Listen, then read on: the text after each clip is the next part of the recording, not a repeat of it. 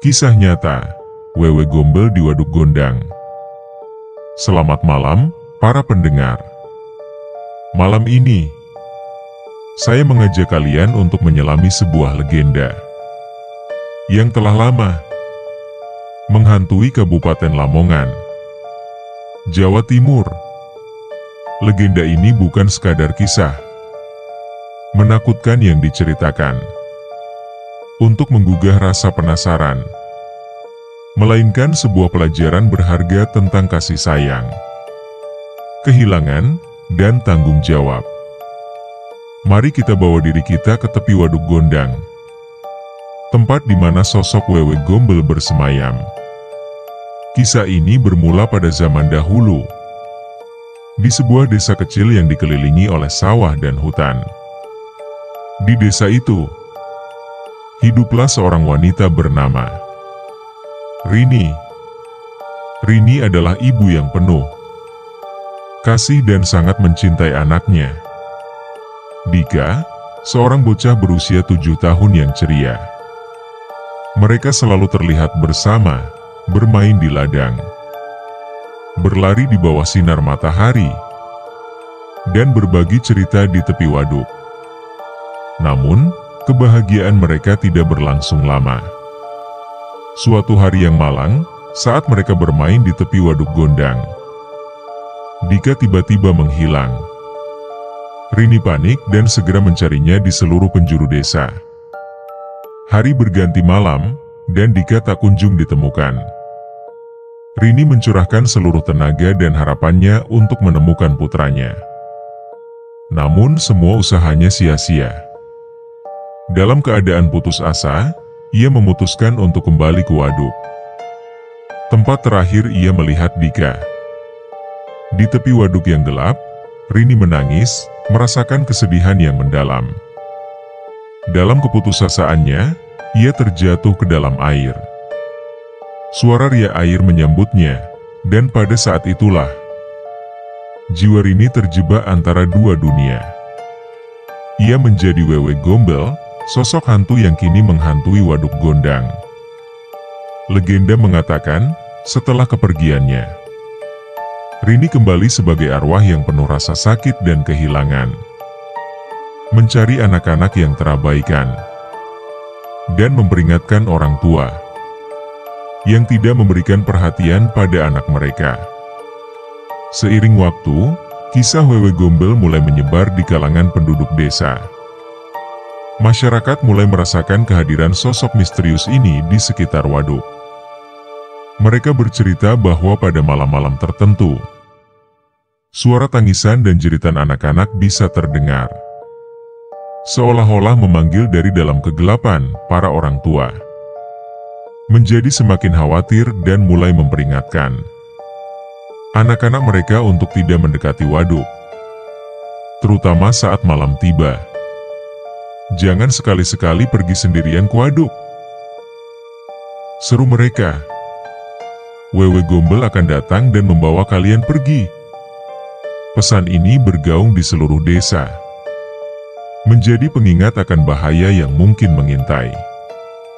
Di tengah ketakutan dan kewaspadaan itu, seorang pemuda bernama Budi, dikenal sebagai anak yang penuh keberanian dan rasa ingin tahu yang tinggi, memutuskan untuk mencari tahu lebih dalam tentang kisah ini.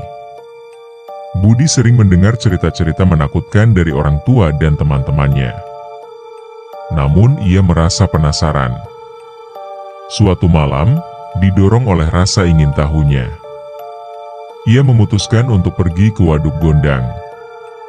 Dengan senter di tangan, Budi berangkat ke waduk.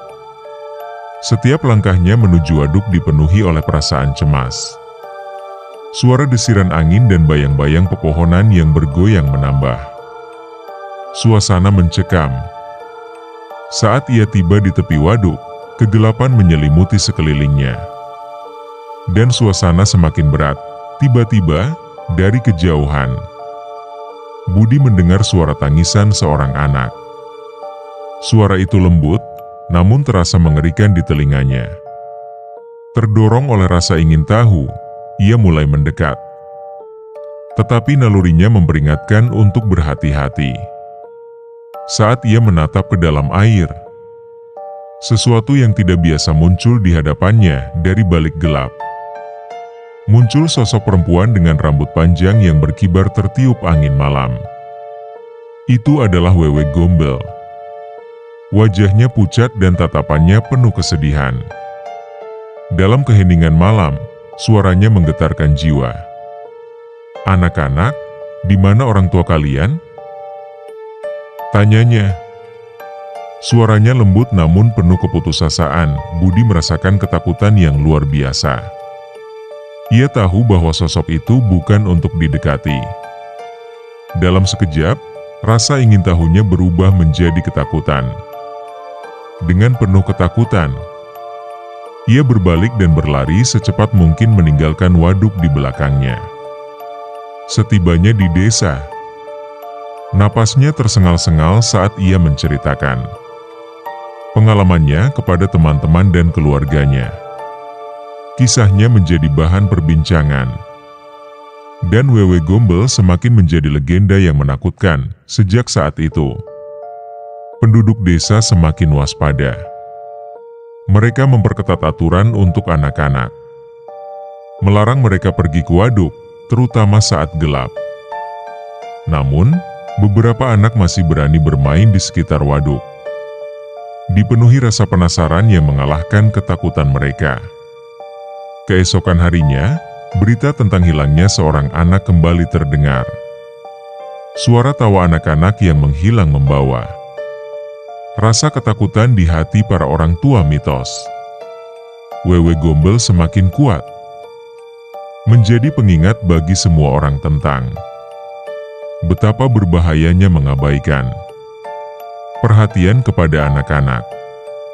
Wewe Gombel menjadi simbol kehilangan, mencerminkan rasa sakit yang dialami oleh Rini, dan berfungsi sebagai pelajaran bagi orang tua untuk selalu menjaga anak-anak mereka. Tahun demi tahun berlalu, kisah Wewe Gombel tetap hidup.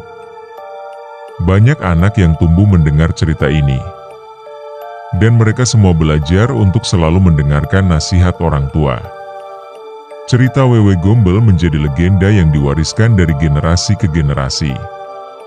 Sebuah pengingat bahwa kasih sayang adalah hal yang sangat penting dalam mendidik anak. Seiring berjalannya waktu, beberapa penduduk mulai melakukan ritual untuk menghormati arwah Rini.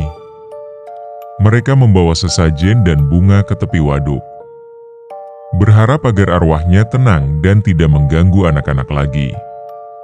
Dengan cara ini, mereka berusaha menjalin kembali hubungan yang hilang antara dunia yang hidup dan dunia arwah. Malam ini, saat kita berkumpul untuk mendengarkan kisah ini, kita diingatkan akan pentingnya kasih sayang dan tanggung jawab terhadap anak-anak. Wewe Gombel adalah simbol dari pengabaian, tetapi juga pelajaran berharga bagi kita semua.